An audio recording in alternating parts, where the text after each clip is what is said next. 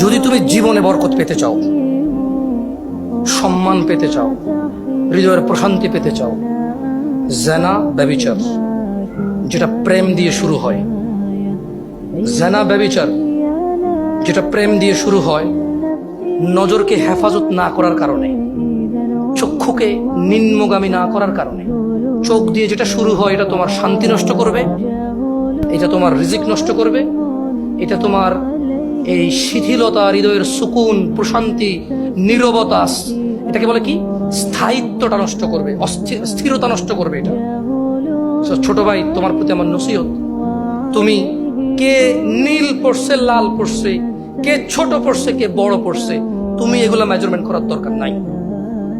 তুমি নিচে নজর রাখো, হাঁটো, তোমার এটা জানারও দরকার নাই আজকে তোমার সামনে দিয়ে কয়টা মেয়ে কি পড়ে গেছে তুমি দেখোই নাই। তুমি নিচে হাঁটো, যথাসম্ভব তুমি যতটুকু নিচে দেখে হাঁটা সম্ভব তুমি তোমার চোখকে হেফাজত করো। লজ্জাস্থান হেফাজত হবে, লজ্জাস্থান হেফাজত হলে তোমার হৃদয়ের প্রশান্তি নষ্ট হবে না ইনশাআল্লাহ। রিজিকের দরজা খুলবেই খুলবে।